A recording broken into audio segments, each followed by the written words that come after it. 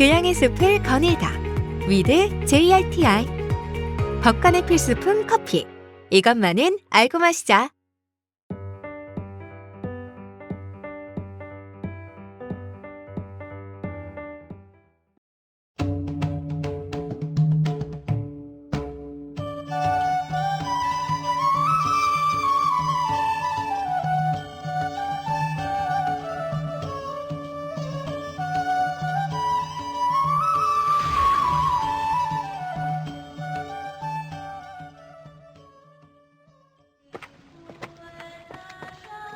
이슬람교의 종교 지도자인 이마음이 계단에 오른다.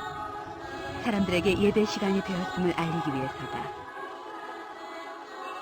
이슬람은 하루 5번의 예배를 드리는데 이는 무슬림의 가장 중요한 계율이다.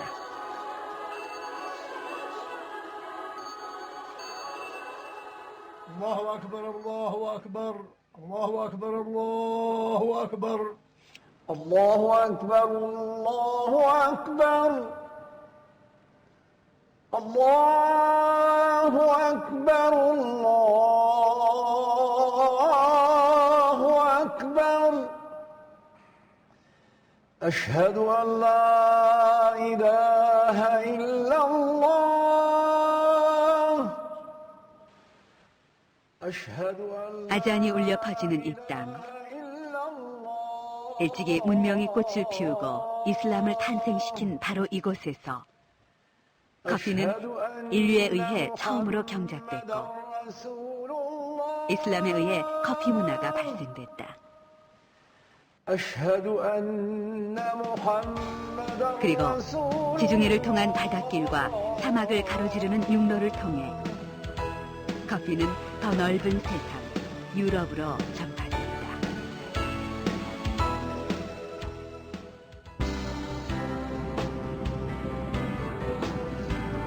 2007년 커피 탐험대는 커피의 고향 에티오피아를 비롯해 케냐, 탄자니아 등 아프리카의 커피 역사를 탐험했다. 아프리카 커피의 선진국 케냐, 탄자니아에서 대규모 플랜테이션으로 경작되어지는 커피 농장과 그곳에서 열심히 땀을 흘리며 일하는 농부들을 보았고 커피의 고향 에티오피아에서는 전통적인 커피 세레모니에 함께 참여하기도 했다. 커피가 전 세계로 전파된 경로를 따라가며 커피의 역사를 되짚어보는 커피 탐험대.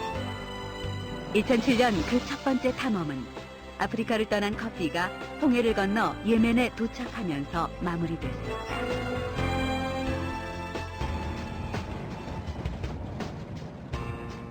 커피가 처음 발견된 곳이 에티오피아라면 커피가 인류에 의해 최초로 경작된 곳은 이곳 예멘이다.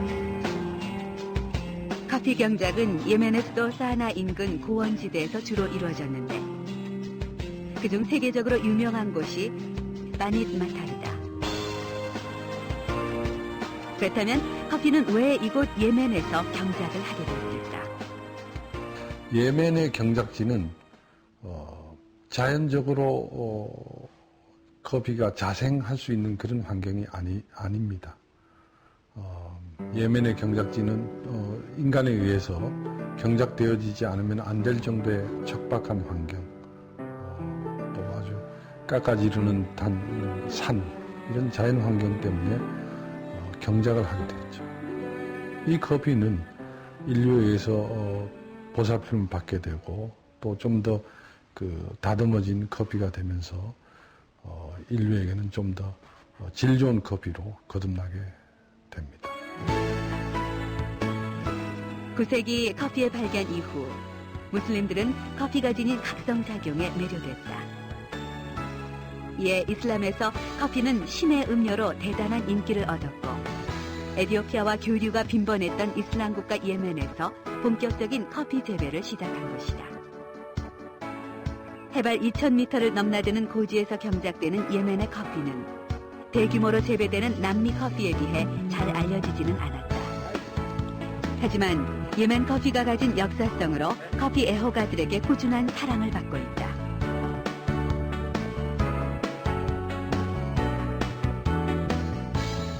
예멘에서 경작된 커피는 북으로 향한다. 커피 마대를 가득 실은 납타 카라반은 이슬람의 성지 메카를 거쳐 홍해의 끝 아카바에 도착한다. 아카바에 도착한 커피는 두 개의 교역로를 통해 유럽에 전파되는데 하나는 이집트의 카이로, 알렉산드리아를 거쳐 지중해의 빗길을 통해 이탈리아 베니스로 향했고 또 하나는 지금은 잊혀진 킹스 하이웨이를 따라 시리아의 보스라, 다마스커스의 육로를 통해 마침내 오늘날의 이스탄불, 콘스탄티노플에 전해진다. 납타 카라반이 다녔던 길을 따라가다가 시리아 북쪽 사막에서 베두인족을 만났다. 베두인족은 시리아 요르단 사막 일대부터 아라비아 반도 사막에 살고 있는 아랍의 유목민으로 전통적인 삶의 모습을 간직하고 있다. 특히 손님에 대한 대접을 잘하기로 소문이 나 있는데 탐험대 역시 도착하자마자 전통적인 방법으로 커피를 대접받았다. 이 집안의 가장이 직접 커피를 난로에 붓는다. 난로는 일교차가 큰 사막에서 가장 소중한 필수품인데 낙타의 배설물을 연료로 사용한다. 다 볶아진 커피는 조그마한 아랍 전통의 절구를 이용해 가루가 되고 물을 부어 다시 난로 위에서 끓여진다. 다 만들어진 커피는 이 집안의 어른이 직접 잔을 돌려가며 손님에게 대접을 한다. 손님은 원하는 만큼 커피를 마실 수 있는데 더 이상 원하지 않으면 커피잔을 살짝 돌려 충분히 마셨음을 표시한다.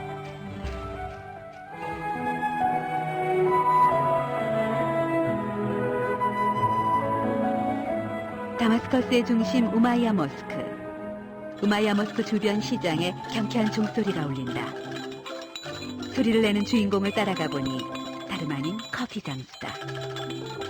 어깨 메고 다니는 통에는 컵을 쓰는 꼭지와 커피를 따르는 꼭지가 달려있다. 아랍에서 커피는 언제 어디서든 쉽게 마실 수 있는 일상의 음료다. 오후 6시가 되면 우마이야 모스크 옆에 있는 커피점에 사람들이 모여든다. 할아버지의 이야기가 시작되는 시간이기 때문이다. 손님들은 커피를 마시면서 할아버지가 들려주는 아라비안 나이트를 들을 수 있는데 어쩌다가 잠시 소란스러워지면 여지없이 할아버지의 호통이 이어진다. 이곳을 찾는 사람들에게는 이 또한 즐거운 광경이다. 18 سنة 18 سنة العالم هلا أكثر ولا قبل؟ لا هلا أكثر هلا أكثر إن شاء الله. شو هلا شو حكيت لنا القصة هي؟ قصة الملك الزاهر ببرص عهد المماليك هي قديش بدها القصص كم جلسة؟ بدها سنة ونص. سنة ونص. 예전에는 오래전에 300년, 400년 전에는 텔레비전이나 라디오나 이런 매체들이 없었기 때문에 저녁 때 일을 하고 집으로 돌아오면 할 일들이 없었죠. 그래서 자연스럽게 이곳에 모여서 커피를 마시면서 옛날 이야기를 듣고 또 친구들과 이렇게 얘기를 나누는 그런 곳으로 이곳이 잘 알려져 있습니다. 이집트의 후세인 모스크 근처에도 유명한 커피점이 있다. 1771년에 문을 열어 230년의 전통을 자랑하는 엘 피슈아위. 그 역사와 전통으로 이미 관광객들 사이에서도 유명하다. 늘 많은 사람들로 붐비는 탓에 종업원들은 비켜달라는 말 대신 익살스런 소리를 내어 양해를 구한다. 엘 피슈아위의 주방은 하루 종일 바쁘다. 뜨거운 모래에 끓이는 엘 피슈아위의 커피와 아랍 사람들이 커피와 함께 즐기는 물담배 시시아는 언제든 손님을 맞을 준비를 하고 있다. 엘피시아위의 손님들은 커피 외에도 다양한 즐거움을 얻는데 피부에 아랍의 문양을 그리는 헤나는 이곳을 찾은 여성 손님들에게 독특한 추억을 선물한다. 5,000년 전 만들어진 전통 악기 우드. 우드를 연주하는 한 젊은이 곁으로 사람들이 모여 앉았다. 각각의 방법으로 커피를 즐기고 나누는 사람들. 이들에게 커피는 자유롭고 즐겁게 나누는 일상의 벗이자 삶의 일부다.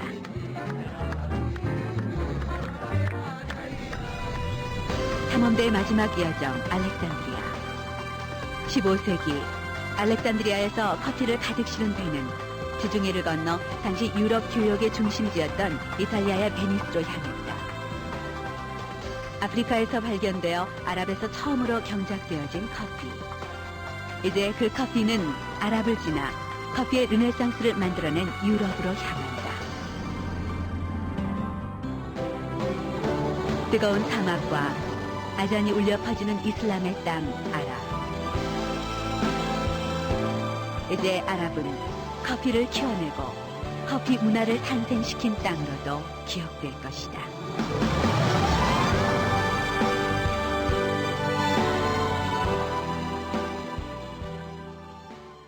네, 안녕하세요. 반갑습니다. 저는 왈츠아 닥터만 커피박물관 관장 박정우입니다. 반갑습니다. 시간이 딱 좋은 것 같습니다. 2시 식사하시고 나서 졸릴만 할 때 커피와 관련된 강의가 있어서 그나마 좀 잠을 쫓아낼 수 있으면 좋겠습니다. 강의를 시작하기 전에 먼저 이렇게 그 15년 차 이상이신 판사님들 앞에서 이렇게 강의를 할 수 있게 되어서 정말 감사드리게 생각하고 또 굉장히 영광스럽게 생각을 합니다. 제가 오늘 이제 얘기 나눠볼 내용은 법관의 필수품 커피 이것만을 알고 마시자입니다. 오늘 제가 할 것은 커피 이것만을 알고 마시자입니다. 그래서 방금 보신 영상은 저희 아버지께서 2007년도 때 지금은 이제 갈 수 없는 예멘 또 시리아 이런 곳들을 다니면서 커피 역사에 관련돼서 조사를 한 영상입니다. 커피의 세계는 이제 굉장히 넓은데 우리 이제 한국에서는 좀 간편하게 그냥 한 잔의 음료로 생각을 하는 경우가 많은 것 같습니다. 그래서 오늘 시간을 통해서 커피하고 조금 더 친해지고 또 그럼으로 인해서 여러분들이 커피를 조금 더 즐기고 또 느낄 수 있게끔 그런 시간을 준비해봤습니다. 목차에 대해서 간단히 설명을 드리면 가장 첫 번째가 이제 커피 산지입니다. 그래서 커피가 키워지는 곳들은 어디가 있는지, 또 두 번째는 커피의 종류는 어떤 것들이 있는지, 흔히 아라비카, 로버스타 이렇게 두 가지로 나뉘게 됩니다. 그리고 세 번째가 아마 조금 이제 관심 많이 있어 하실 부분인 것 같은데 커피 구매 방법입니다. 그래서 커피를 구매하실 때 주의하셔야 될 점. 그리고 이제 네 번째는 스페셜티 커피란, 그래서 요즘 이제 저가 커피가 많아짐과 동시에 그 고급 커피에 대한 수요가 굉장히 늘고 있습니다. 그래서 보통 고급 커피 하면은 이제 스페셜티 커피를 얘기를 많이 하는데요. 그 스페셜티 커피란 무엇인지, 그리고 그 다음에 맛에 대한 평가, 로스팅, 그리고 아까 앞서 설명해 주셨듯이 저희 헤드바리스타가 나와서 커피 추출을 하도록 할 텐데 오늘 저희가 사실 인원이 이렇게 많이 오시는 줄 몰라서 사실 60분을 다 준비하지는 못해서 아까 말씀하셨듯이 좀 질문을 많이 해주시거나 호응을 잘 해주시는 분들을 제가 뽑아서 그분들이 나중에 앞에 나와서 커피를 시음할 수 있는 시간을 가져보도록 하겠습니다. 시작하기 전에 좀 제가 커피에 대한 재미있는 팩트들을 좀 먼저 가지고 와봤습니다. 그래서 Fun Facts라고 적어놨는데요. Fun Facts 1번은 커피를 가장 많이 생산하는 나라는 어디일까요? 네. 어떻게 그렇게 잘 아시죠? 거기 써져 있나요? 안 되는데 제가 그 슬라이드를 뺐었어야 됐는데 이러면 시음하실 분이 누굴까 될지 참 어렵겠네요. 맞습니다. 첫 번째가 브라질입니다. 그럼 두 번째는 베트남이죠. 근데 첫 번째와 두 번째와 세 번째의 격차를 보시면 그 생산량이 굉장히 다릅니다. 그래서 브라질의 경우는 생산량이 압도적으로 많고요. 2위인 베트남의 경우에는 거의 반 정도가 됩니다. 그렇다면 여기서 진짜 질문이 나가겠습니다. 한국에서 가장 많이 사용하는 커피는 어느 나라의 커피일까요?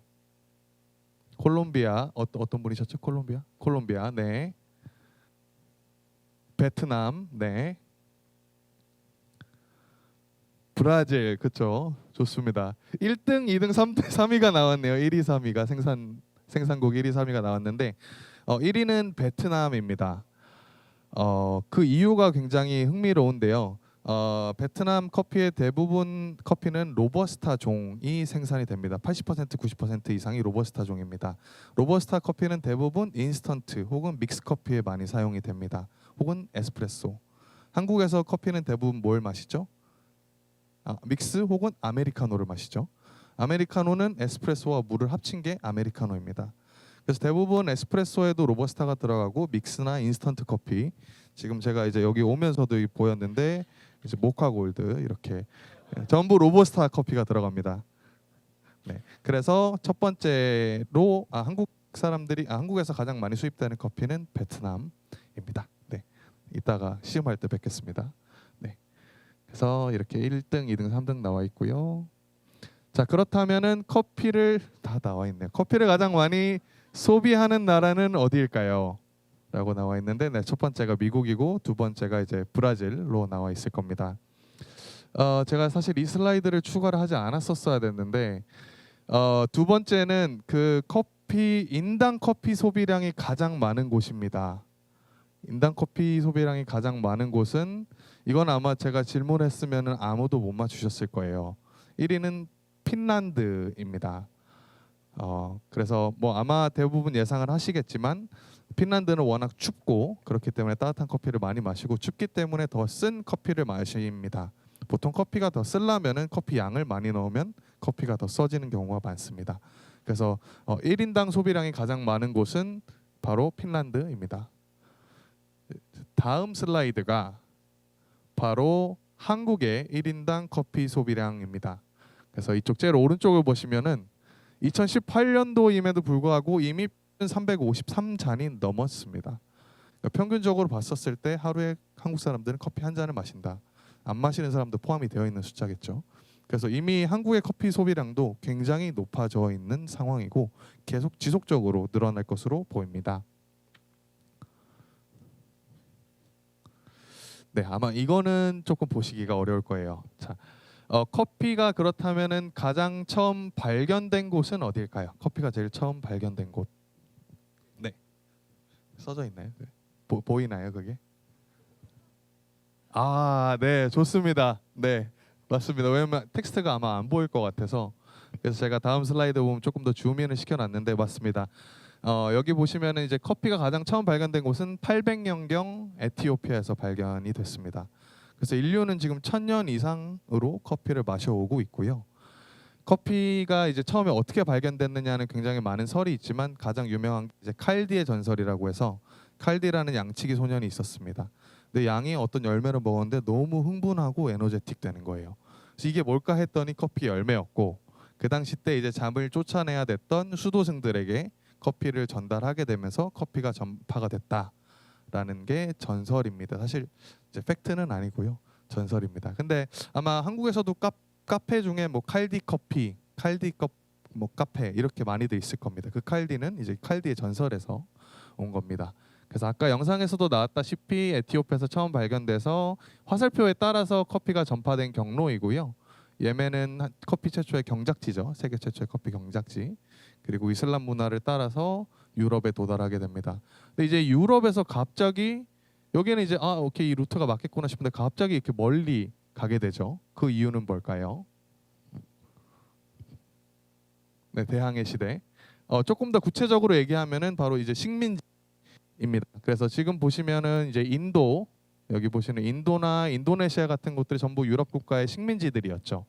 그래서 그 당시 때는 유럽에는 커피가 나지 않기 때문에 식민지였던 인도나 인도네시아의 커피를 전파시켜서 키우게 되면서 지금의 대부분 커피 산지들이 유럽 국가의 식민지인 곳들이 많이 있습니다. 네, 이제 바로 지금은 이제 커피 오리진이라고 되어 있는데, 이 표는 커피가 생산되는 그 지역을 얘기를 합니다. 그거를 한마디로 얘기하면 커피 벨트 혹은 커피 존이라고 얘기를 하는데요. 적도를 기준으로 해서 북이 25도, 남이 25도입니다. 그래서 이 곳에서만 커피가 자랄 수 있는데요. 그렇다면 한국에서는 커피가 자랄 수 있을까요? 맞습니다. 그래서 한국 신문이나 뉴스에 보면 한국에서 커피 자라는 게 성공했다, 뭐 이런 뉴스들이 꽤 나온 게 있습니다. 근데 사실 이제 그 기준이 애매모호한 게, 이제 생산이라고 하는 것을 뭐 기준을 어떻게 잡을 것이냐라고 보면 되는데 이제 보통 생산을 한다라고 하면 수출이 가능한 규모 정도를 얘기를 하는데 온실에서 조금씩 키워서는 수출하기 어렵겠죠. 그래서 한국에서는 커피가 키워지진 않습니다. 물론 온실에서는 지금 키워지고 있고요. 그래서 이 왜 커피 벨트라는 곳에서만 커피가 날까를 봤더니 이제 커피가 잘 키워지기 위해서는 이 커피 벨트의 특징이 1년간 평균 기온이 20도 정도, 그리고 강수량이 1,500에서 1,600 밀리미터 정도의 비가 왔었을 때 커피가 잘 난다라고 합니다. 그래서 그 특징을 가지고 있는 곳들 중에서도 가장 크게 걸쳐 있는 곳들이 두 지역인데요. 바로 여기 브라질은 거의 한 60% 이상의 커피 재배가 가능합니다. 그리고 이쪽 아라비카입니다. 이 두 지역의 가장 큰 특징은 두 가지인데요. 첫 번째는 고도입니다. 고도가 높다. 고도가 높으면은 결국엔 햇빛을 더 잘 받을 수 있게 되고 두 번째는 일교차가 크다라는 것입니다. 그래서 일교차가 크면은 더 그 자극을 많이 받기 때문에 더 그 영양분들이 더 풍성하게 자랍니다. 그래서 여러분들 저는 이제 남양주에서 왔는데 남양주에는 딸기 밭이 많이 있습니다. 근데 밤에 가다 보면은 딸기 밭에 이렇게 빛이 다 불을 켜놓은 경우가 있어요. 그게 이제 그 빛으로 딸기를 자극을 시켜서 영양분을 더 많이 나오게 하기 위함입니다. 그래서 딸기 같은 경우는 빛으로 하지만 커피는 저희는 이제 온도로 고지대에서 자라는 곳들이 높게 평가를 받습니다. 커피들이. 네, 다음은 이제 아라비카하고 로버스타에 대한 얘기입니다. 혹시 아라비카 로버스타가 뭔지 아시는 분 있나요? 아라비카 로버스타의 차이점. 아라비카 커피는 아마 많이 들어보셨을 텐데 역시 책에 안 나와 있으니까 아무도 답변을 안 하시는군요. 네, 간단하게 제가 설명을 드리면 사실 아라비카 100% 이렇게 요즘 포장지에도 많이 써놓죠. 사실 대단한 건 아닙니다. 아라비카와 로버스타는 쉽게 얘기하면은 쌀과 보리 같은 다른 종자예요. 그래서 보통은 이제 아라비카 커피가 보통 가격이 높게 평가가 되고 생산량이 훨씬 더 적습니다. 키우기가 훨씬 더 어렵기 때문입니다. 그래서 아라비카 커피 같은 경우 보시면 보통 여기 왼쪽에 고지대에서 나게 되고 보통 필터 커피, 핸드드립 커피에 많이 사용이 되고 그다음에 카페인 함량이 더 적습니다. 로버스타보다 뭐 이런 것들은 하고 프라이스 가격이 굉장히 높은 편이다. 그리고 생산량이 적다. 그리고 레지스턴스 저항력이 낮아서 커피를 키우기가 힘들다라고 보시면 되겠고요. 이제 반대로 로버스타 같은 경우는 콩이 조금 더 둥글둥글합니다. 콩이. 그리고 고도 같은 경우도 굉장히 낮은 곳에서도 생산이 잘 되고요. 주로 에스프레소나 인스턴트 커피에 많이 활용이 됩니다. 그리고 무엇보다 이 로버스타 커피는 그냥 아무데나 던져놔도 잘 자랍니다. 그래서 그만큼 키우기가 쉽다라는 뜻이죠. 그리고 이제 오른쪽에 보시면은 이제 카페인 함량도 아라비카보다는 더 높은 편입니다. 그래서 이제 이게 아라비카 커피의 나무인데요. 보통 열매가 이렇게 나고 처음에 초록색이 나서 익으면 노란색, 완전히 익으면 빨간색으로 변하게 됩니다. 그럼 로버스타 커피의 나뭇잎은 훨씬 더 크고 더 굵습니다. 커피콘과 비슷하게. 그래서 좀 쉽게 정리를 하면은 아라비카 커피가 물론 더 좋은 커피고 비싸게 판매가 됩니다만 그렇다라고 해서 아라비카는 좋은 커피, 로버스타는 나쁜 커피는 아니다라고 보시는 게 맞을 것 같고요.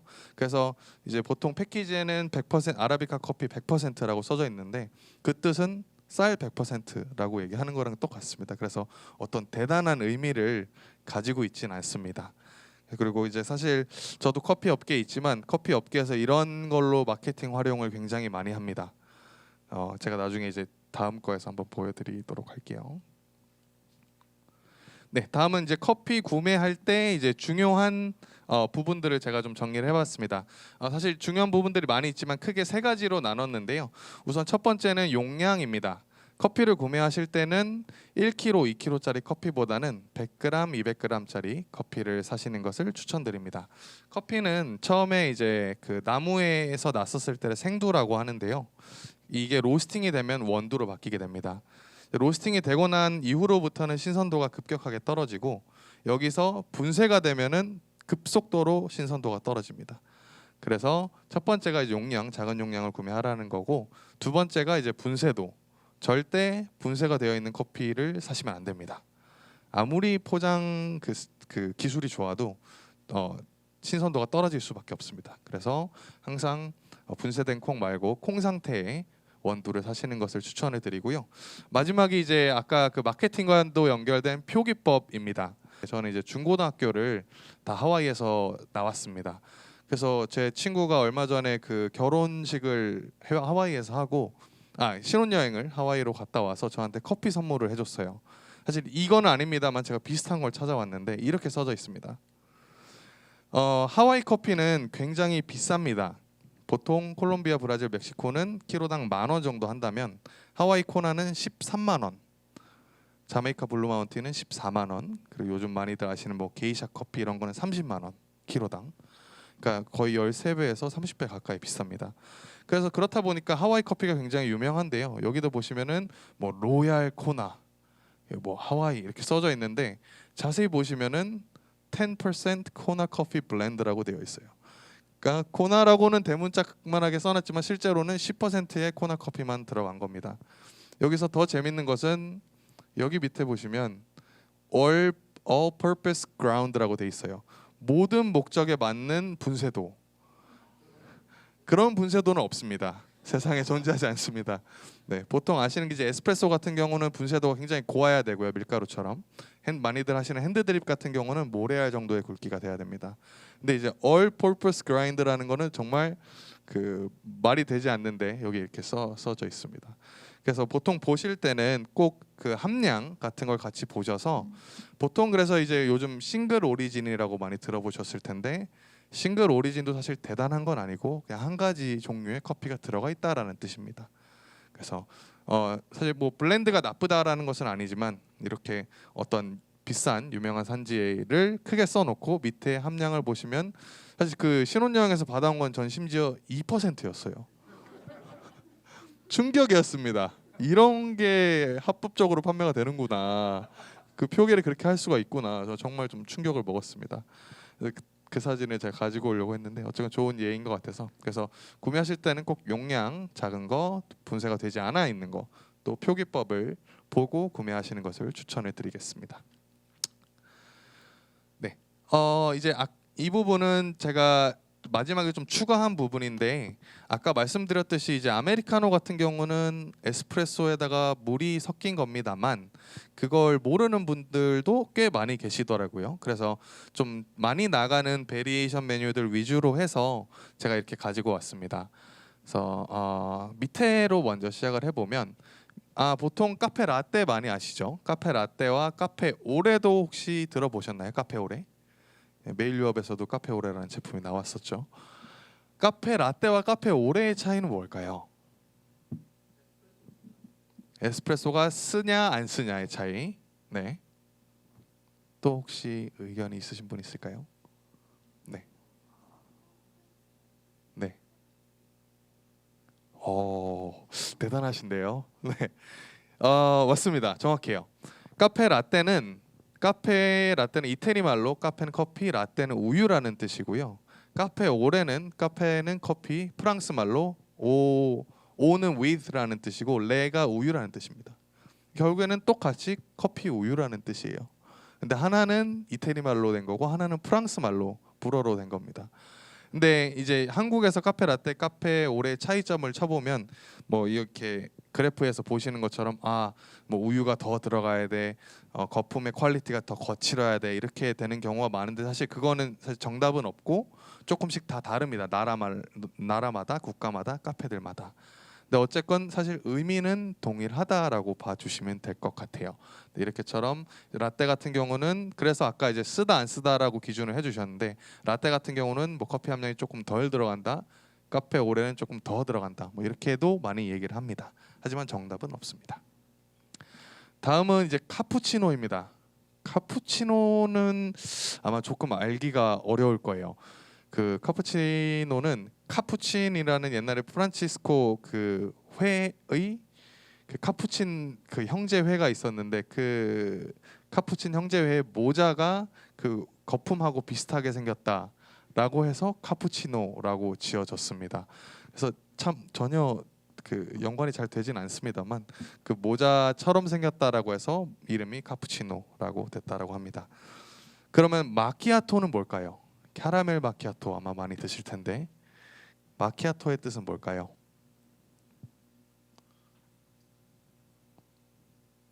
마키아토는 이태리 말로 마킹, 마크라는 뜻입니다. 그래서 보통 캐러멜 마키아토를 보시면 이렇게 가운데 캐러멜을 이렇게 뽑아가지고 마크가 생겨요 가운데.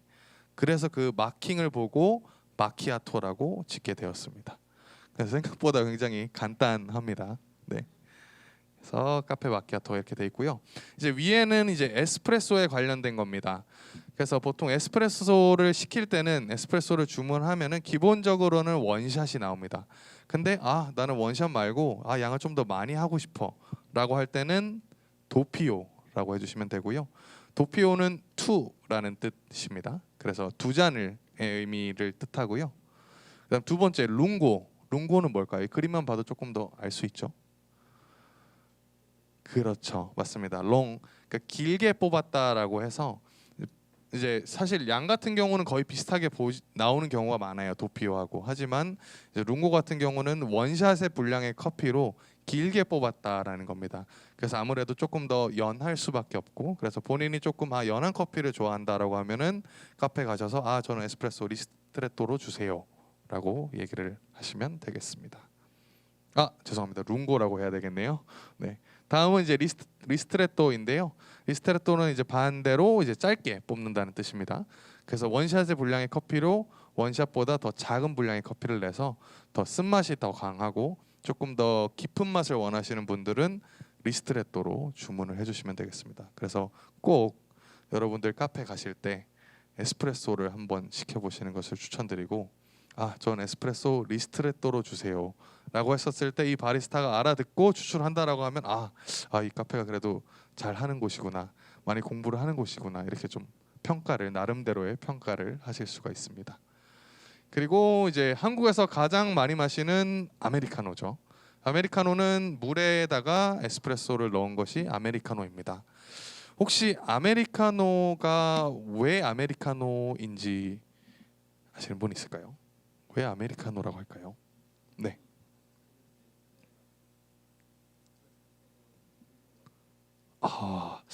역시 제가 지금까지 다녀본 강의 중에 가장 그 답이 많이 나오는 것 같습니다. 역시 판사님들의 지식이 맞습니다. 그렇게 좋은 의미는 아니라고 봐요. 저는 이제 이태리에서 미국 사람들이 에스프레소를 마시는데 너무 쓴 거예요. 못 마시겠어. 그래가지고 이거 저 에스프레소에 물 좀 넣어주세요 했는데 옆에 보는 이태리 사람들이 좀 좋게 얘기하면 저 미국 촌놈들 이거 아메리카노 이렇게 하면서 시작이 된 게 사실 아메리카노입니다. 근데 한국에서는 아마 메뉴가 대부분 70% 이상이 아메리카노로 주문이 되는 걸로 알고 있어요. 정확한 이유는 모르지만 제가 봤을 때는 1999년도에 이제 스타벅스가 들어오면서 뭔가 뉴욕에서 스타벅스 텀블러 안에 아메리카노를 마시는 것이 뭔가 이 트렌드다라고 돼서 이게 지금까지 이어져 온 것이 아닌가라고 저는 생각이 듭니다만, 그래서 저는 좀 카페 가실 때 아메리카노 말고도 굉장히 다양한 메뉴들이 많이 있고, 또 커피 맛을 좀 제대로 보고 싶으신 분들은 핸드드립 커피를 좀 주문하시는 것을 많이 추천해 드립니다. 커피 맛을 조금 더 잘 보실 수가 있고요. 아메리카노 같은 경우는 아무래도 물이 많이 들어가다 보니까 커피의 맛을 제대로 보기는 조금 어렵습니다.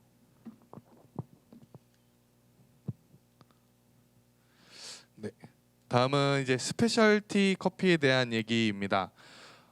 보통 뭐 스페셜티 커피 하면 좋은 커피로 이렇게들 많이 알고 계시죠. 스페셜티 커피라고 하면은 조금 더 세분화해서 분류돼서 보면은 이쪽 위에가 여기 위에 스페셜티 커피라고 되어 있는데 커피를 등급을 매기는 평가 시트가 있습니다. 이렇게 생겼습니다. 이 평가 시트에서 80점 이상을 맞은 커피들이 이제 위에 스페셜티 커피라고 부르게 됩니다. 그리고 보통 이제 많이 핸드드립이나 일반적인 카페에서 핸드드립 사용되는 것들이 파인 커머셜 쪽이 많고요. 보통 이 밑에 이제 업스트레이드 이런 것들은 사실 인스턴트 커피라고 되어 있는데 보통 뭐 베이식 커머셜 이쪽이 인스턴트 커피 쪽이 많고요.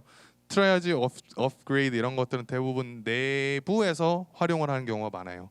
그러니까 브라질에서 너무 안 좋은 커피들이 많다 혹은 인도네시아에서 안 좋은 커피들이 많이 난다라고 하면 이걸 수출을 못 할 것 같아. 그럼 보통 이제 내륙에서 보통 많이 소비를 하는 경우가 많고 그 커피들을 보통 off grade 커피라고들 많이 얘기를 합니다. 이렇게 보면 너무 어렵기 때문에 제가 그래서 한 장으로 가지고 왔고요. 사실 이것도 조금 보기가 어려운데 그냥 간략하게만 좀 설명을 드리면은 이제 여기 뭐 가로로 되어 있는 것들이 있고 여기 보시면 세로로 평가되는 것들이 있습니다. 이 가로로 되는 것들은 그 질에 대한 얘기이고요. 이 세로로 되어 있는 것들은 양에 대한 얘기입니다. 그래서 예를 들어서 여기 fragrance and aroma라고 되어 있는데 이거는 이제 향을 맡는 거고 여기 보시면은 dry라는 곳이 있고 break이라는 곳이 있습니다. dry는 이제 건조했을 때 향이고 그래서 이 향이 얼마나 나는가 그 향의 질은 얼마나 좋은가를 이렇게 평가를 하고요.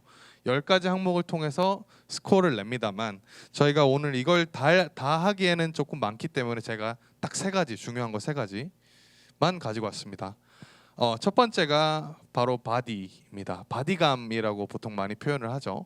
바디감이라는 표현은 커피뿐만 아니라 굉장히 많이 사용이 됩니다. 그래서 뭐 와인을 마실 때도 바디감이라는 표현이 사용이 되고요. 바디감은 혹시 뭔지 아시는 분이 있을까요?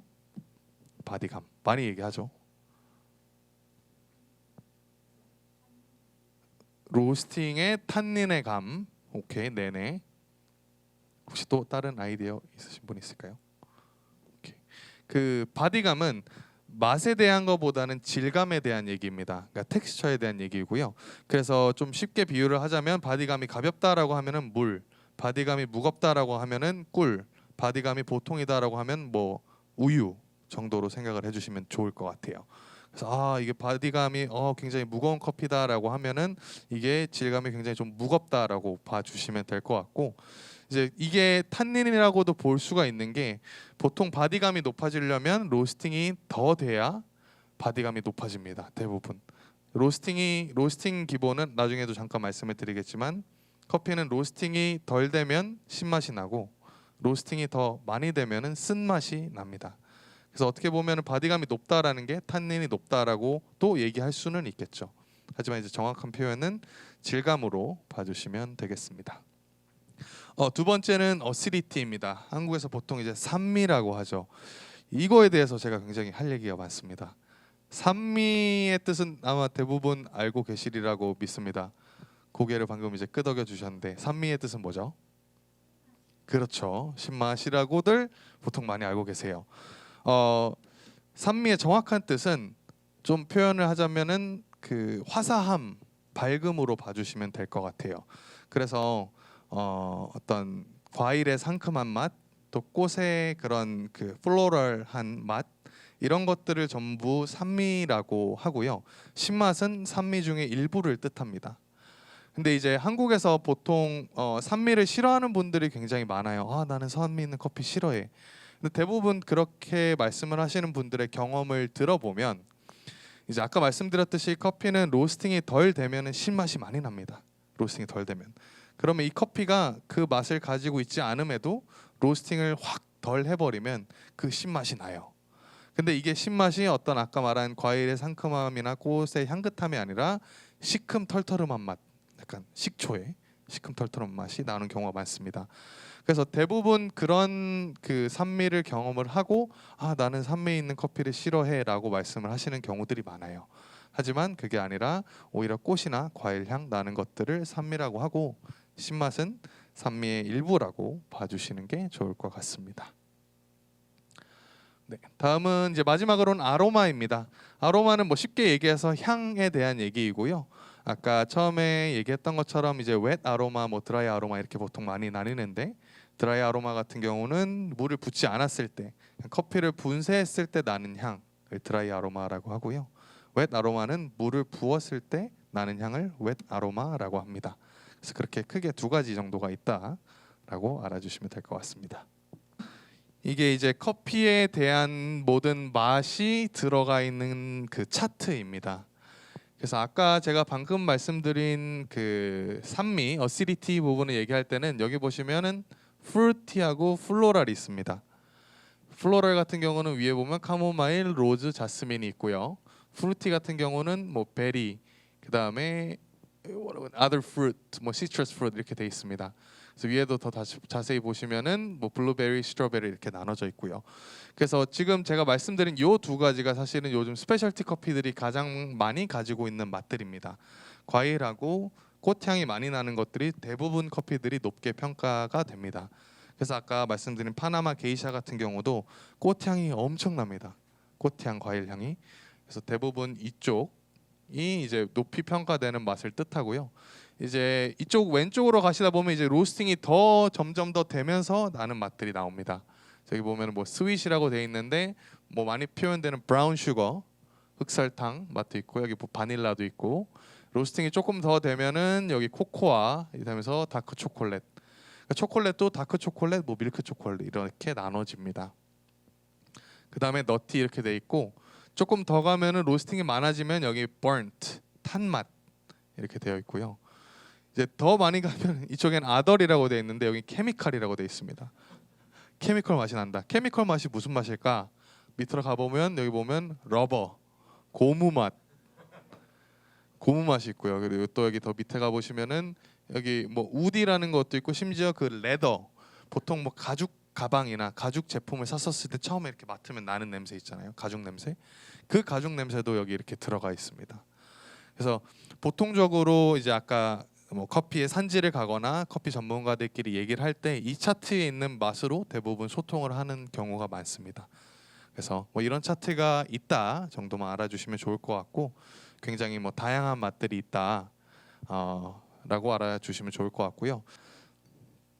다음은 이제 한국말로 나와 있는 것도 제가 이제 보여드리는데요.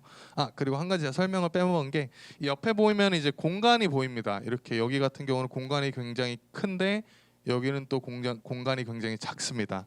이 뜻은 맛이 얼마나 비슷하냐 안 비슷하를 뜻합니다. 그래서 예를 들어서 뭐 여기 보이시면은 여기 사과 맛하고 와인 맛 같은 경우는 이 공간이 이 정도인데 여기 보면 라임하고 향료라고 돼 있나요? 잘 모르겠어요. 여기는 이제 공간이 굉장히 넓죠. 이 뜻은 이 두 가지의 맛이 굉장히 차이가 크다라고 봐주시면 될 것 같습니다. 로스팅에 관련된 건데요. 아까 말씀드렸듯이 로스팅에는 굉장히 이제 다양한 레벨들이 있습니다. 여기는 이제 뭐 시나몬, 라이트 이렇게 나눠져 있었는데 로스팅 레벨을 나누는 것도 국가별로 굉장히 다릅니다. 근데 뭐 이 레벨들은 아실 필요가 없고 보통 로스팅이 이렇게 구체적으로 포인트가 굉장히 나눠진다라고 보시면 될 것 같고요. 로스팅이 굉장히 어려운 작업인 게 딱 그 순간이 1, 2초만 지나면은 바로 맛이 확 바뀝니다. 그래서 아까 이 차트에서 보이는 맛들이 수초 안에 이렇게 계속 변화가 됩니다. 그래서 로스팅을 할 때는 보통 이런 짝대기 같은 게 이렇게 로스터하기 안에 들어가 있는데 그래서 짝대기를 빼서 맡아보고 하면서 이게 다 됐구나 보고 했었을 때 배치를 뽑는 게 보통 로스팅이 그렇게 진행이 됩니다. 그래서 생각보다 로스팅이 굉장히 까다로운 작업이고 이렇게 레벨이 다양하게 나눠져 있다. 그래서 로스팅의 기본은 아까 말씀드렸듯이 로스팅이 더 되면은 쓴맛이 많아지고 로스팅이 덜 되면 신맛이 많아진다 정도만 알고 계시면 될 것 같습니다. 네, 다음은 아까 초반에 제가 분쇄도에 따라서 추출법이 다르다라고 말씀을 드렸는데요. 여기 이제 분쇄도에 맞는 뭐 추출법들을 준비를 해놨습니다. 그래서 조금 보시면은 여기 밑에 이제 콜드브루 또 카우보이콜. 보통 처음에 좀 굵은 부분들은 주로 프렌치 프레스에서 많이 사용이 됩니다. 그러면서 이제 분쇄도가 점점 더 고와지면서는 이쪽은 이제 핸드드립 있고 여기 이제 사이폰 같은 것도 같이 들어가 있고요. 점점 더 커피가 고와지면 에스프레소 혹은 모카포트. 모카포트는 혹시 많이 보셨나요? 그렇죠? 회색, 은색으로 되어 있는 모카포트. 이 모카포트는 이태리에 가면은 집마다 하나씩 다 있습니다. 다 있고 막 대대적으로 물려주기도 하고요. 네, 그래서 분쇄도에 따라서 추출을 할 때는 다른 분쇄도가 필요하다. 이렇게 정도만 알아주시면 될 것 같습니다. 마지막 부분이 그 올디스 카페 인 마드리드라고 써놨는데요. 여기는 이제 그 스페인에서 가장 오래된 카페입니다. 이 카페 같은 경우는 지금 300년 이상이 지났고요. 그래서 이 사실 그 슬라이드의 목적은 제가 초반에 이제 커피를 조금 더 단순한 음료가 아니라 또 많은 역사와 또 문화, 예술이 들어가 있다라고 말씀해 주셨는데 저희 이제 왈츠 닥터만도 아버지께서 처음 설립하실 때 목표가 100년 전통을 지향하는 커피 명가라고 지으셨습니다. 그래서 저희가 카페가 단순히 어떤 커피만 마시는 곳이 아닌 이 안에서 어떤 다양한 예술과 문화, 실제로 이 카페들 보면은 굉장히 옛날에 그 유명인들도 많이 왔었습니다. 그래서 지금 뭐 마드리드지만 지금 카페 프로코프라고 해서 파리에 있는 그 카페가 있는데 거기는 예전에 나폴레옹이 다녀왔어요. 그래서 나폴레옹이 돈이 없으면 자신의 군모를 맡겨서 커피값을 냈다라고 하는데 그 카페 프로코프에 가시면은 나폴레옹의 군모가 있습니다. 그래서 좀 그러한 어떤 문화가 저희가 좀 지향하는 문화고 그런 것에 대해서 조금이나마 더 느끼셨으면 좋겠다라고 해서 이렇게 준비를 했고요. 여기도 이제 대대적으로 운영이 되고 있습니다.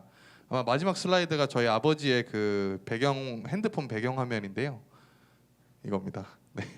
그래서 그 아까 키혼이라는 카페에 이제 4대째 지금 운영해 오시는 그 3대째고 4대째 아들님입니다. 그래서 저희 왈츠 닥터만도 100년 뒤에도 또 그대로 이렇게 카페로 운영될 수 있게끔 노력을 하고 있고 그런 비전을 가지고 이렇게 하고 있습니다. 네.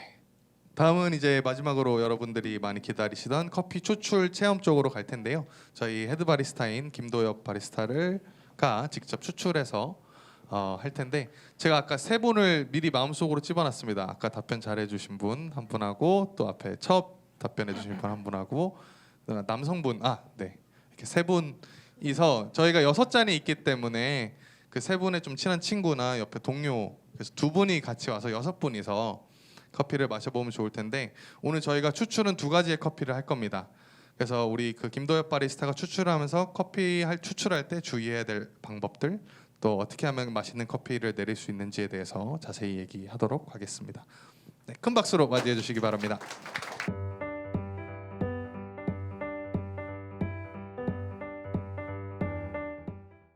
네, 안녕하십니까. 저는 왈츠 닥터만의 헤드 바리스타 김도엽이라고 합니다. 네, 반갑습니다.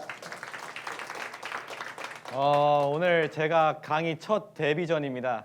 근데 또 마침 판사님들 앞이라고 해서 제가 너무 좀 긴장을 많이 했는데 제가 오늘 긴장을 많이 한 만큼 오늘 커피를 아주 맛있게 추출할 수 있는 방법 제가 꿀팁을 아주 대방출을 하겠습니다. 혹시 집에서 핸드드립 커피를 내려보신 적이 있다 아니면은 내려서 드신다 하시는 분 계신가요? 한 분, 오 되게 많으시네요. 그리고 안 드시는 분들도 많으신데 혹시나 오늘 이후에 집에서 드시거나 앞으로 드시게 될 때 뭐 친척들이나 아니면 친구들 앞에서 먹을 때 내가 어디서 배웠는데 말이야 하면서 이야기할 수 있을 만큼 제가 오늘 좋은 퀄리티로 제가 교육을 시작하도록 하겠습니다. 네, 그래서 오늘 저희가 2가지 원두를 준비를 했는데요. 이 원두는 아주 향과 맛이 좀 아주 극과 극의 커피로 저희가 준비를 했습니다. 보통 이제 집에서 한 잔 기준 추출하실 때 한 15 내지 20g으로 추출을 하시면 딱 적당하고요. 추출에 앞서서 제가 간단하게 기물 설명을 먼저 하고 시작을 하도록 하겠습니다. 요거는 일단 물을 부을 때 사용하는 드립 포트라고 하고요. 그 다음에 요거는 커피를 갈 때 사용하는 커피 그라인더라고 합니다. 그리고 요거는 이제 드리퍼라고 하고요. 회사들마다 다 다르게 생겼습니다. 이 제품은 하리오라는 제품이에요. 하리오 회사에서 만든 건데 가운데 구멍이 뻥 뚫려 있습니다. 그만큼 추출이 굉장히 빨라지겠죠. 회사들마다 각자 추구하는 맛과 향이 다 다르고 요즘 스페셜티 커피, 이런 핸드드립 커피가 많이 발전을 하면서 약간 신맛이 많이 나는 뭐 아까 말씀하신 뭐 산미나 이런 어시디티가 높은 커피들 품질이 많이 수요가 급증을 하면서 이 하리오 제품이 조금 많이 성장을 하게 되었어요. 요거는 칼리타라는 제품이고요. 얘가 성장하기 전까지 얘가 아주 꽉 잡고 있었던 아이입니다. 둘 다 같은 일본계 회사인데 얘는 약간 전문가용 느낌이 더 강해요. 그리고 얘는 구멍이 굉장히 작습니다. 작은데 구멍이 3가지가 있어요. 근데 대신 여기 옆에 보시면은 옆에 뭐 줄 같은 게 보이실 거예요. 얘는 줄이 얼마 없어요. 이 줄의 역할이 커피의 물의 유속을 결정을 합니다. 그래서 얘는 구멍이 굉장히 작은 대신 이 줄이 굉장히 많아요. 요거 이제 갈빗대 리브라고 하는데 이 리브가 굉장히 많고 요거는 구멍이 굉장히 커요. 대신 유속을 조금 결정을 해줘야겠죠. 좀 잡아줘야겠죠. 그래서 몇 개 없어요. 회사들마다 추구하는 게 다 달라요. 그래서 그냥 집에서 그냥 드실 때 어떤 걸 쓰셔도 상관없습니다. 근데 개인적으로 집에서 그냥 초보자들이나 집에서 홈카페 그다음에 홈카페 쪽도 좀 많은데 하실 때 하리오 제품을 조금 더 추천을 드릴게요. 요걸로 해서 물만 부으시고 기본만 잘 지키시면 정말 맛있는 커피가 추출이 가능하고요. 그 다음에 요거는 핸드드립 커피의 가장 핵심적인 종이 필터, 페이퍼 필터라고도 합니다. 이게 가장 핵심이고요. 아까 설명드린 이 드리퍼 밑에 있는 요걸 드립 서버라고 합니다. 이걸 드립 서버라고 하고요. 그 다음에 이 드리퍼를 내려놓는 곳을 드리퍼 홀더라고 합니다. 요거랑 커피, 뜨거운 물만 있으면 언제 어디서든 맛있는 커피를 추출할 수가 있고요.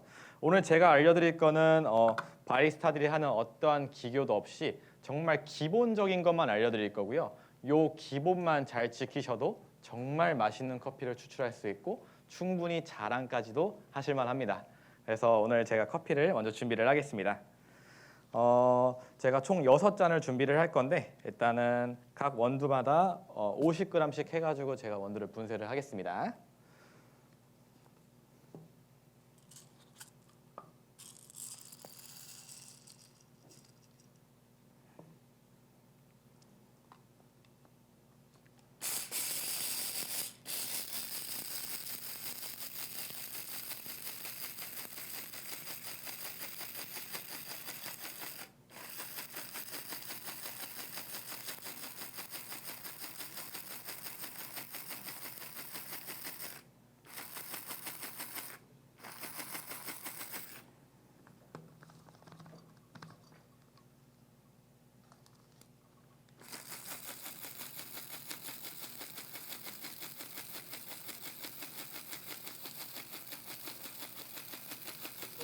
집에서 하실 때 이런 그라인더를 많이 쓰시는데 그냥 이게 보통 블레이드로 되어 있거든요. 그래서 그냥 하시는 것보다는 이렇게 좀 흔들면서 해주셔야 골고루 분쇄가 됩니다. 그렇게 어려운 거 사지 마시고 버튼만 누르면 자동으로 나올 수 있는 걸 되도록이면 사세요. 네. 그래서 아까 제가 말씀드린 거에서 첫 번째 포인트입니다. 첫 번째 포인트는 원두의 분쇄도입니다. 핸드드립 커피의 가장 이상적인 원두의 분쇄도는 약간 거친 모래알 요 정도로 생각하시면 되세요. 아까 앞전 교육에서 이제 에스프레소는 밀가루처럼 곱다고 했죠. 추출법이 굉장히 다양합니다. 근데 그 중에서 핸드드립 커피는 약간 이제 알맹이가 모래알처럼 약간 굵은 편이고요. 혹시 요 모래알보다 조금 더 커지거나 굵으면 어떻게 될까요? 추출을 할 때? 연해진다. 네. 빨리 내려온다. 맞습니다. 빨리 내려옵니다. 이제 알맹이가 크니까 그만큼 물에 틈이 많겠죠. 네. 이제 그 틈이 많은 사이로 해서 물이 유속이 빠르게 흐르러 내려갑니다. 그러면서 연해지고요. 네. 반대로 너무 분쇄도가 곱거나 이제 밀가루 같으면은 물을 부었을 때 이제 천천히 내려오겠죠. 그럼 커피가 자연스럽게 진해집니다. 근데 너무 과해지면은 이제 커피가 찌들어 버립니다. 그런데 이 첫 번째 분쇄도로 커피의 농도를 결정할 수 있습니다. 제가 말씀드리거나 보여드린 원두의 분쇄도는 그냥 가장 이상적인 거고요. 여기서 조금씩 분쇄도를 변해가면서 하시면은 좀 더 입맛에 맞게끔 커피를 추출을 할 수가 있습니다.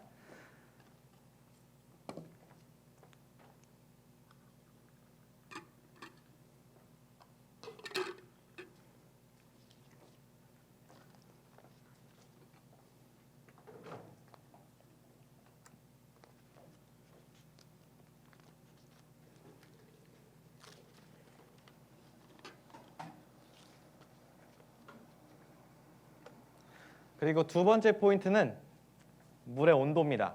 온도계가 작아가지고 제가 지금 보여드릴 수는 없는데 커피를 추출하기에 가장 적절한 온도는 88도에서 95도 사이입니다. 만약에 88도보다 낮은 온도의 물을 사용하게 되면 커피가 제대로 변화하지 않고요. 그 좋은 성분들이 다 담기지가 않습니다. 반대로 95도 이상의 뜨거운 물을 사용하게 되면 커피가 과추출 넘어서서 쓴 커피, 찌들어 버리는 커피가 추출이 됩니다. 만약에 그 완전 뜨거운 상태로 해서 물을 부으면 막 개거품이 나요. 막.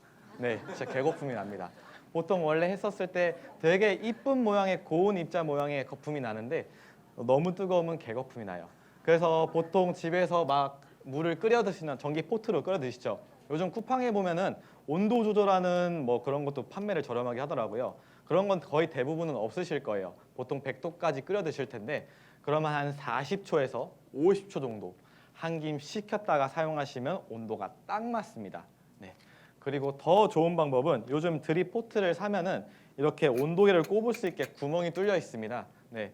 그거 온도계 꼽아서 드시면 가장 맛있게 될 수 있는 방법입니다.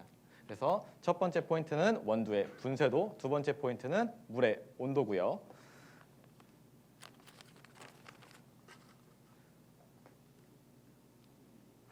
그 다음 세 번째 포인트입니다.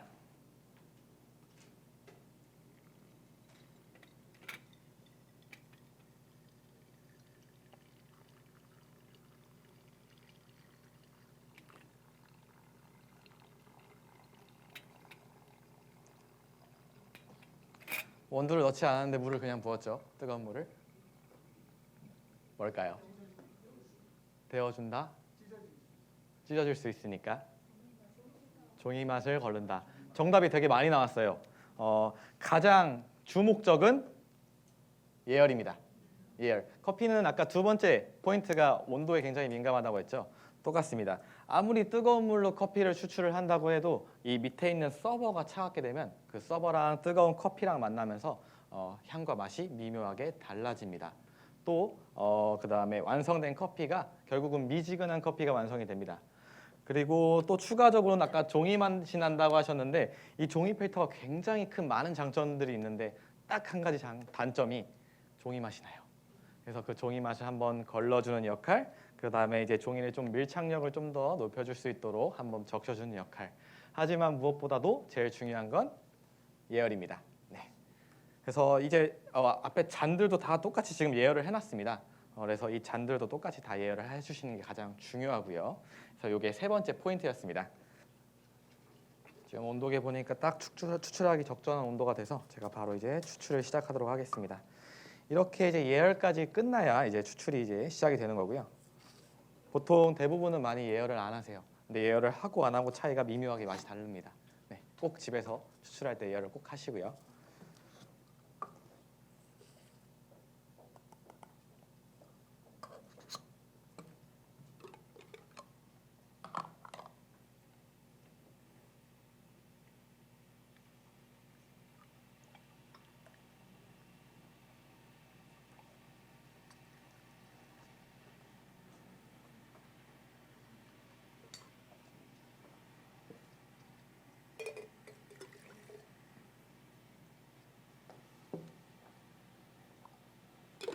추출하기 전에 지금 이제 그냥 방금 부었는데 평평하게 만들어 주시면 됩니다.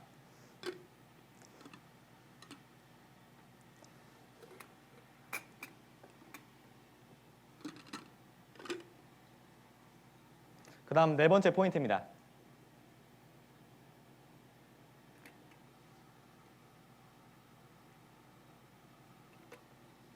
물을 조금만 부었죠. 뜸들이기입니다. 커피는 뜸을 들이고 안 들이고 차이가 커피 맛의 깊이를 아주 크게 좌우합니다. 요 뜸 들이는 시간은 한 30초에서 1분 정도면 충분하고요. 뜸 들이는 이유는 이제 커피가 먼저 미리 한번 적셔줌으로써 그 다음에 추출할 때부터 좋은 성분, 모든 좋은 성분들이 잘 담길 수 있도록 한번 적셔주는 겁니다. 그래서 뜸 들이는 시간을 좀 길게 하면 커피가 좀 더 진해지고요. 그 다음에 뜸 들이는 시간이 짧을수록 커피가 연해집니다. 이 뜸 들이는 시간으로도 커피 농도를 결정할 수가 있어요. 그래서 너무 길게 뜸을 들이면 뭐 2분, 3분 뜸 들여버리면 커피가 찌들어 버릴 수 있으니까 한 1분 정도에서 조금 왔다 갔다 해서 뜸을 들여주시면 됩니다. 그리고 뭐 뜸을 들일 때 물이 떨어져도 좋고 안 떨어져도 좋고 그냥 적당히 몇 방울 정도 떨어질 정도의 양만 뜸을 들이시면 되고요. 여기 보시면은 잘 보이실지 모르겠는데 커피가 지금 빵빵하게 부풀어 올라 있습니다. 이게 크게 세 가지 의미가 있어요. 첫 번째는 신선한 원두, 로스팅된 지 얼마 안 된 원두를 사용을 했다. 두 번째는 보관을 잘한 원두. 만약에 갈아서 보관하면 절대 부풀어 오르지 않습니다. 네. 그리고 세 번째, 적절한 온도의 물을 사용을 했다. 만약에 너무 낮은 온도의 물을 사용하면 아무리 신선한 원두라도 커피가 부풀어 오르지 않습니다. 그래서 만약에 커피가 부풀어 오른다 하시면 내가 맛있는 커피를 먹고 있구나, 내가 신선한 커피를 먹고 있구나 라고 생각하시면 됩니다. 그래서 충분히 뜸은 들였으니까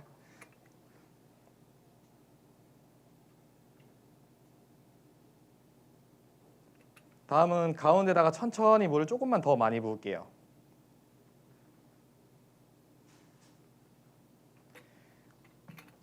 이 차 뜸을 드릴 거고요. 이 2차 뜸은 한 20초 정도면 충분합니다.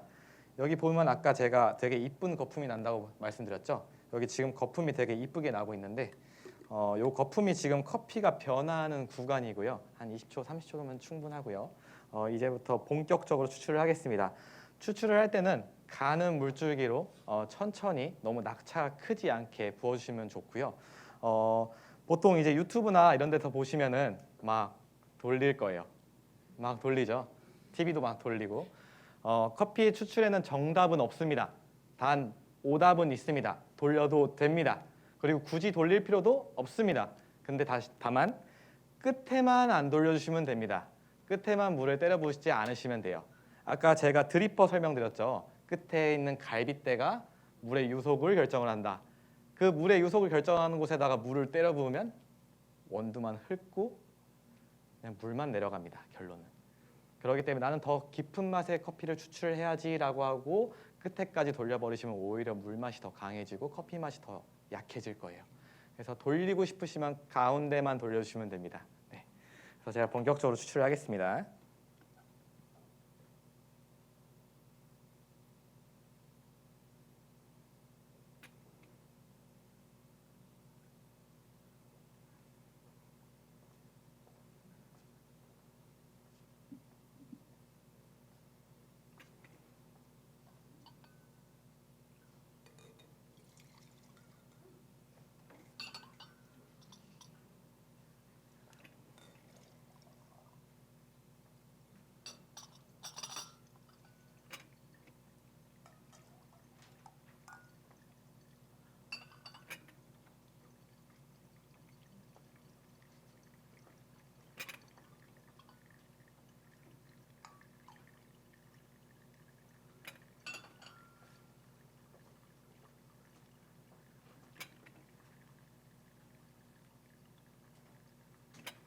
저는 지금 물을 조금 빨리 붓고 있어요. 너무 추출 시간이 길어지면 안 되기 때문에 빨리 붓고 있는데 집에서 한 잔만 추출하실 거라면 천천히 부어주시면 됩니다.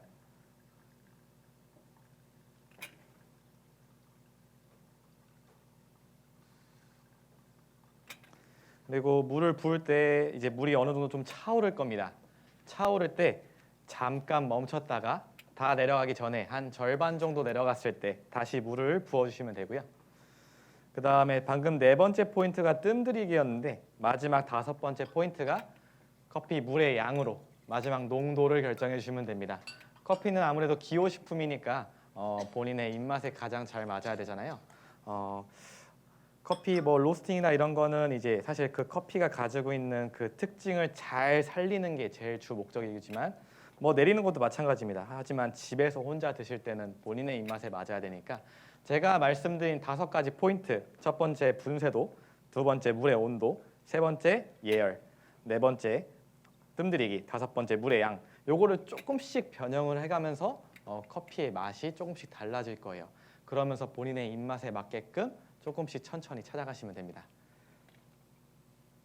한 사람이 연 평균 365잔 이상 마실 정도로 우리에게 가장 친숙한 음료인 커피. 일과 휴식 사이에 항상 우리와 함께하는 커피에는 많은 역사와 문화, 예술이 담겨 있습니다. 이러한 배경과 함께 커피에 대해 조금 더 관심을 가진다면 더욱더 맛있는 한 잔의 커피를 즐길 수 있을 것입니다.